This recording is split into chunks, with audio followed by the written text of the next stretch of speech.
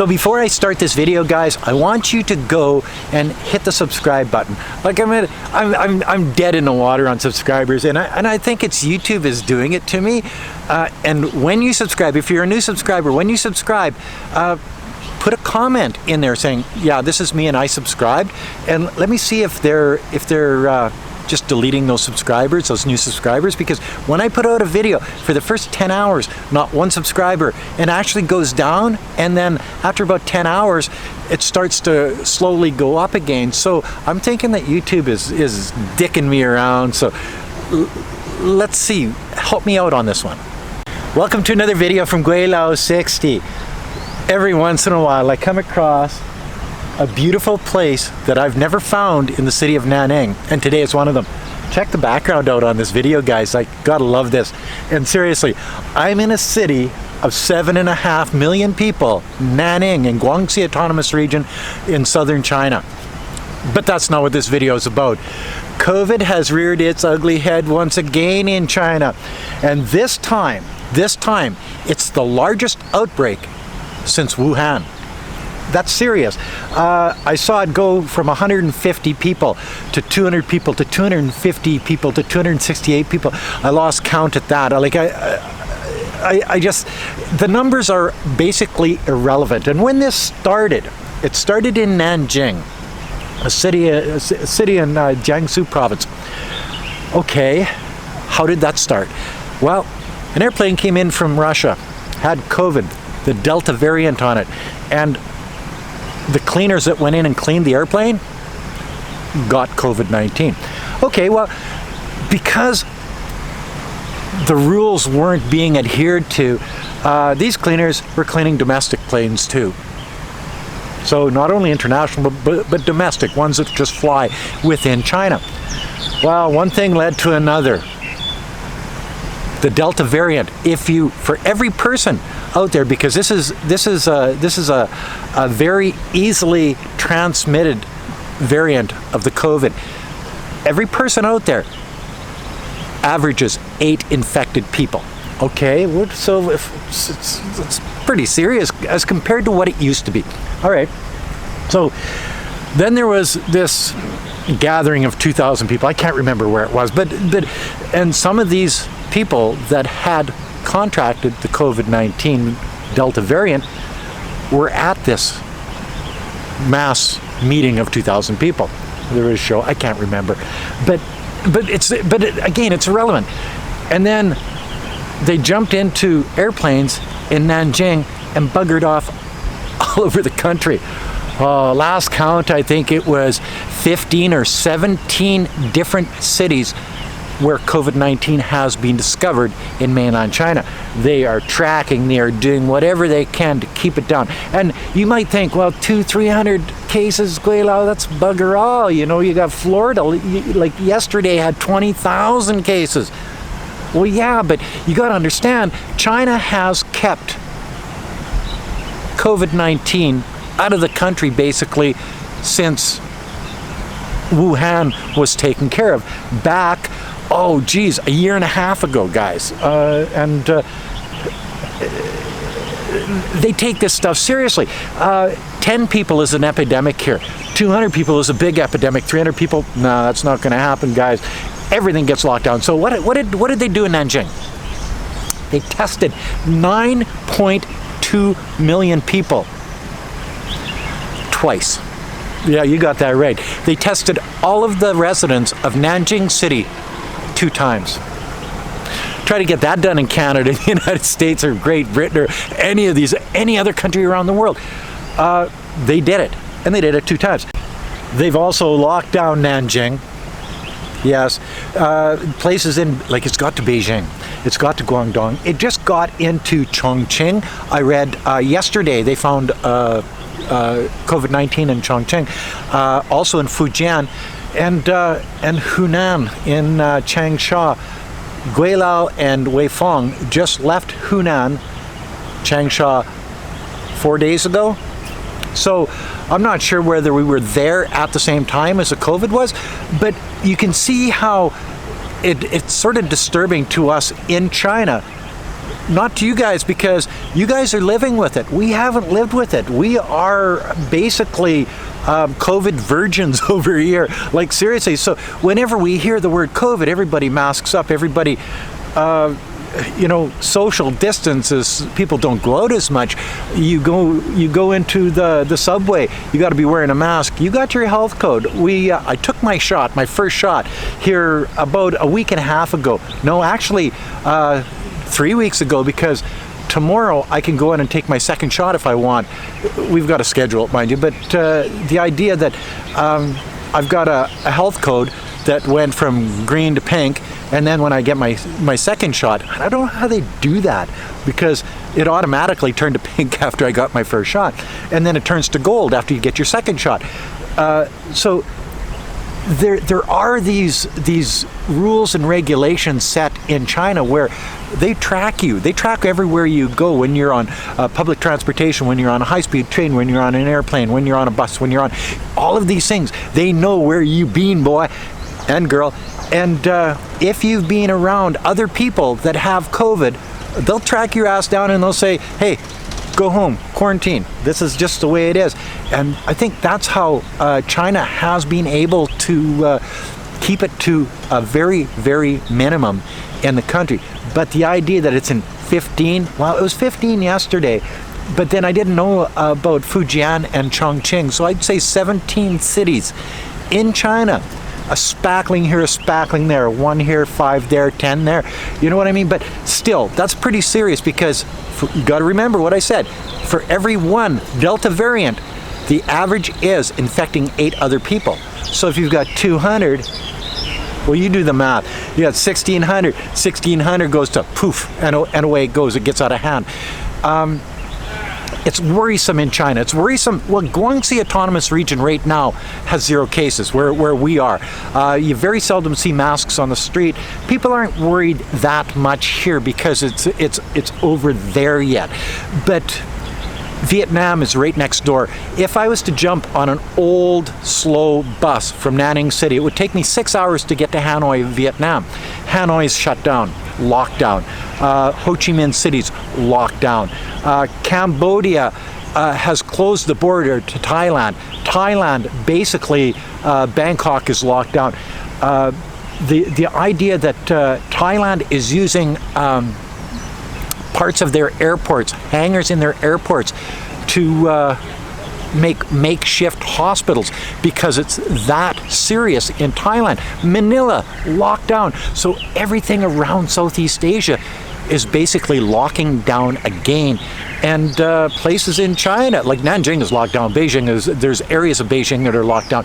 You're going to see major lockdowns all across China because they will not allow this thing to take over the country.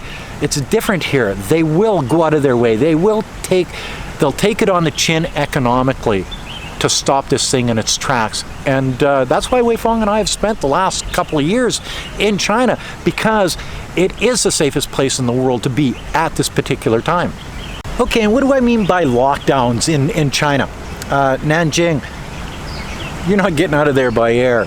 High-speed trains, no. Buses, no. Public transportation is being shut down. Taxis, ride-sharing like Didi, you can't leave the city. They've got 18 stops on highways coming into Suzhou, where they're checking your health codes. Where have you been, boy? If you come from Nanjing, you're not allowed in Suzhou. They'll turn your ass around and send you right back home. So moving around the country now is difficult. We were setting up for a trip to Gweilo, and it's only a couple hours by high-speed train from here, north of, and in the same autonomous region. You know, you can call it a province if that makes it easier. But COVID test before you go. We have been in Hunan, so our little health code thing tells where we've been over the last 14 days, and it shows that we were in Hunan province. Well, we got a little X beside our name, so whether we can even get into a hotel, see, all of these different things. If you've been in a high-risk area, you're sort of X'd out there, boy, and you're not moving too far, and that's just the way it is. it's not like China hasn't dealt with the Delta variant of COVID in the past. This is actually the third outbreak of it in China. The first one was along the Yunnan Myanmar border back a while back. The other one was in Guangdong province in Guangzhou, and this one now is, poof, as I say, in I don't know, 15 or 17 different cities around the country. So although it's in 15 or 17 different cities around the country, they'll deal with it exactly the same way as they dealt with it in the last two instances, only they'll times it by 15 or 17. They'll roll out the quarantines. Going into Sichuan province, there's a 14-day mandatory from anybody, even in China or flying from abroad, whatever. There's a 14-day mandatory hotel quarantine. That's just going into Sichuan province. And then after you're done that, another 7 days mandatory at-home quarantine. 21 days. These guys aren't fucking around, you know, and that's what it takes to beat this. If the rest of the world would have done what China did in Wuhan back a year and a half ago, it would be eradicated by now, but they didn't. And you know, it's water under the bridge. It doesn't matter where COVID came from. It doesn't matter how countries have dealt with it in the past. It doesn't even matter how many variants there are out there. It's what we do from this point on that determines how many people are going to get sick from this, how many people are going to die, how it's going to wreck different economies around the world, how our lives are going to go. Like, I want to go back to Canada and visit my dad. I want to go back and visit my brother. I want to go see my friends in Canada. I haven't been able to do that for the last year and a half. Why not? Because everything's freaking shut down. I don't want to spend $2,000 Canadian to go sit 3 days in a freaking hotel in Vancouver. And then my wife would have to do the same thing. That's $4,000. Then you've got to pay your airfares. Then you've got to go and have quarantine in your home after that. And oh my God. And you see, it could all be taken care of. If the Canadian government would just send over some Pfizer or whatever, they'll recognize vaccines, because they won't recognize the Sinopharm or Sinovac vaccines that we're taking here in China. It doesn't matter that 1.6 billion people around the world have taken this. And it actually works. It's not recognized by the Canadian government. So then you got to go through the quarantine. You got to, you know, it's a money grab. It's Canada. It's liberalism at its best. We want your tax dollars. Give me. You know what I mean? It's just one of those things. So I'm not gonna spend the money to go back and do all of this shit just to appease the Canadian government's fucking pockets. You know what I mean? So we're basically stuck here. Well, it's not really stuck here. You know what I mean? Like, look around me. Life is pretty good. So for now, Weifang and I are going to stay put here in Nanjing City in China. As everybody knows, I like it here. Weifang has family, she has friends here. So life isn't as bad as I put on. I'm a Canadian, and I used to live in a farming community, so I know how to whine, you know what I mean? But we're content where we are, and we're going to stay put and try to be as lucky as we have in the past. And because COVID actually hasn't changed our life even a little bit, which is sort of nice. You know, there are these little QR codes and whatever, masks wearing and stuff like that. But other than that, guys, you've seen how much I travel. And Weifang's traveled. Like, we've been to Chongqing, we've been to Xi'an, we've been to Changsha, we've been to Gweilo, we've been to, like, you know, we sort of bounce around the country, even Yan'an and Xi'an, and you know what I mean, and Nanjing, and so, like, it hasn't really changed our lives like it has for the people in the other countries of the world. Where they've been locked down. I know my daughter's pissed. You know, they can't go out, they can't do anything, and then as soon as the ICU isn't full, then they open everything else up again, so the ICU gets full again, and it's just like a revolving circle door type thing. It just makes no sense at all. So anyway, that's another video from Gweilo 60 talking about the COVID.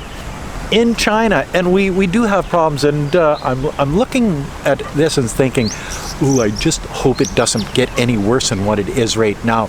And it could. It could get out of hand, because you still have to understand this is a country of 1.4 billion people. If it ever took off, if it ever got as bad as the United States, there would be a lot of dead people, and we don't want to see that. We want to see exactly what we saw over the last year and a half here in mainland China. We want to see the government stepping up to the plate, people doing what they're told, keeping it to a minimum here in mainland China, because the alternative is unthinkable. Anyway, that's another video from Gweilo 60. If you like this video, as always, like, comment, subscribe, push that share button. Don't forget to resubscribe, and whatever you do, like, seriously, look at this. The farm guys bringing vegetables home to family. And it's the old boys that do this. It's not the young ones. It's the old boys that do it. They've actually, and it keeps them healthy. They've got something to do. And name one of you out there that's got a more beautiful garden than this guy here. Anyway, thanks for watching. Oh, children's Patreon account. Don't forget to put a couple bucks in the children's Patreon account. It's for a good cause. Thanks for watching. Peace out. Bye now. Ni hao. Oh, ni hao.